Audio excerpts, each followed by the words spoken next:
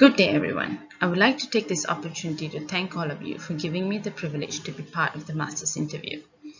In this year where we've embraced the news of COVID and working tediously as frontliners, being able to be part of the Master's interview was definitely a blessing in disguise.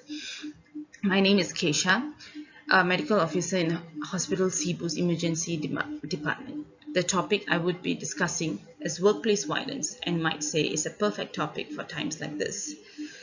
Healthcare and social service workers face significant risks of job-related violence on a daily basis. So, let's get down to it. What is workplace violence?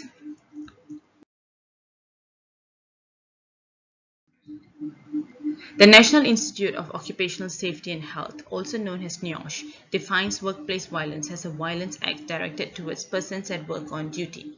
Violent acts such as threats and verbal abuse, physical assault, and homicides. Workplace violence itself has been the third leading cause of fatal occupational injuries in the United States of the statistics in 2013. But what is it like in Malaysia? In the year 2018 to 2020, we have seen such drastic hikes of workplace violence involving healthcare workers, especially housemen, some might say, with recent news of housemen who commit suicide upon resigning to those writing the papers for a better workplace environment due to being verbally abused or having increasing amounts of depression between co-workers. So lies the important question: how to prevent workplace violence? We can fall back to how the root cause analysis was designed to be used, assess the risks, form an action plan, and public education and programs. What risk factors lies ahead?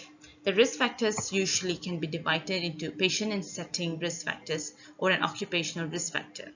Patient and setting risk factors involve workforce or deciding the working shifts or working in high crime areas. Workforce such as times when you have recently, like during this pandemic that has happened, we realized that there's a high amount of manpower that is being used, causing severe exhaustion between healthcare workers. And this in turn results in causing everyone to lash out unnecessarily, or patients unable to having to wait, having to lash out on us, the healthcare workers. Knowing the kind of shift that we are working, it is inevitable to know that we as healthcare workers are always going to be working in shift systems, and hence during the night shifts you have to work during the night when you have poorly lit corridors or parking areas, and therefore leading to possible increase in violence in the workplace area.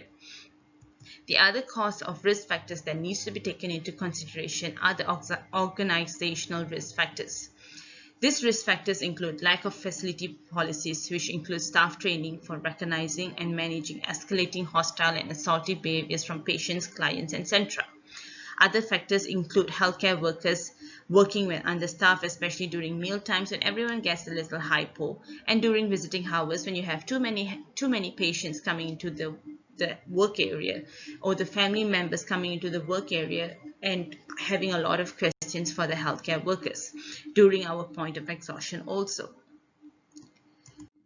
The next is to make sure we have a proper action plan. This action plan involves prevention programs at each workplace.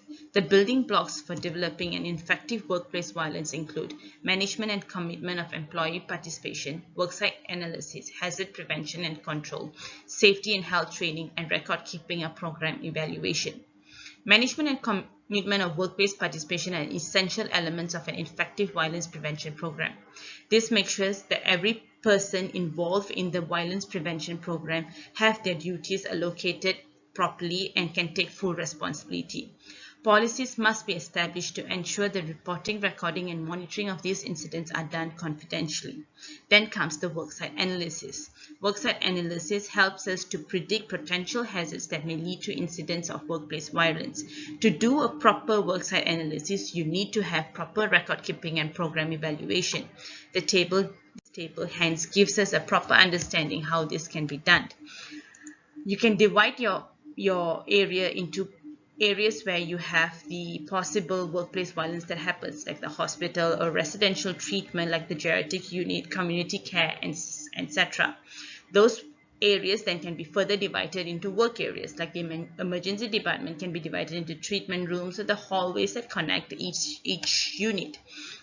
And that can be further divided into job scopes that are affected in those areas, like the nurses, the doctors, the receptionists who have to come in contact with the patients and their relatives, and then further divided into activities during that time that can cause an increase in workplace violence, like the meal time, the patients, when you have high intake of patients, or while you're cleaning the patients during visiting hours. Finally, we come to the last part where education of how this workplace violence can be prevented to everyone in the facility.